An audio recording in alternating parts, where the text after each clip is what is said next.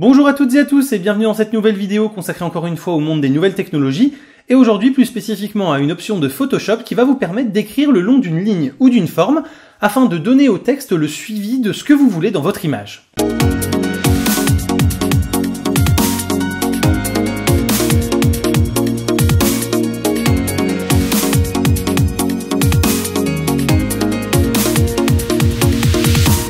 Donc imaginons que vous souhaitiez par exemple suivre un petit peu la forme de ce singe pour écrire un texte. On va commencer par aller chercher l'outil plume pour faire un tracé qui va suivre à peu près la forme de la tête de ce singe.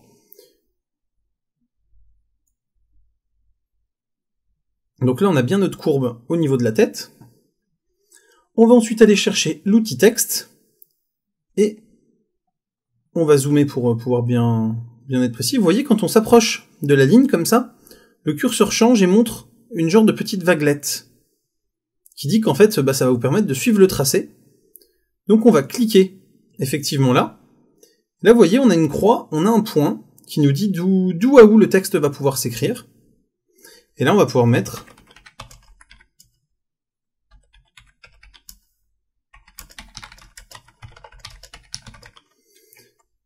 et ensuite on peut changer bien sûr tous les attributs d'un texte comme à l'habitude, comme avec un texte classique sur Photoshop. Et l'avantage de faire ça, c'est donc que là vous avez votre texte que vous pouvez reprendre à tout moment, mais ici dans Tracé, vous allez aussi avoir votre tracé de travail. Donc vous allez sélectionner ici votre texte. Vous allez sélectionner ici donc le tracé sur lequel il y a le texte que vous avez tapé. En vous approchant ici avec l'outil plume, vous voyez, il vous propose de reprendre encore un petit peu le tracé.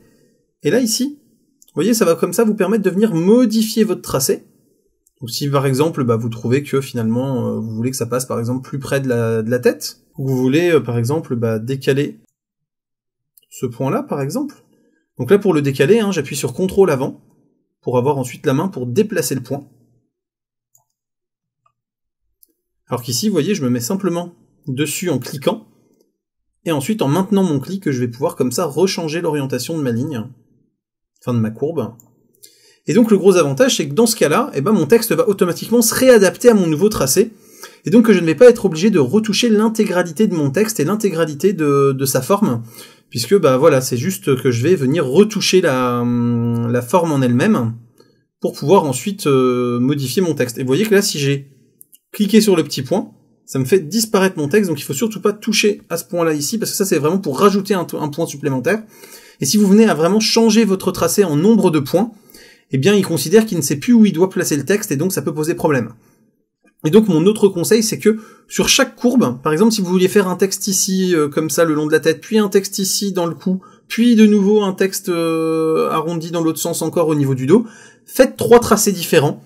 Ça sera beaucoup plus facile et beaucoup plus simple de les rendre harmonieux et de faire la suite de courbes que vous souhaitez et de venir retoucher chaque portion de texte plutôt que d'avoir une seule grosse courbe à retoucher, puisque l'outil courbe de Photoshop, moi je trouve que c'est un des plus inintuitifs que Adobe ait pu créer jusque-là, et que quand on arrive à faire une belle courbe, très souvent quand on veut la retoucher un petit peu, quand on veut la reprendre, quand on veut rajouter des points ou des intermédiaires pour essayer de faire un truc encore plus propre, c'est un vrai calvaire et on n'y arrive pas forcément.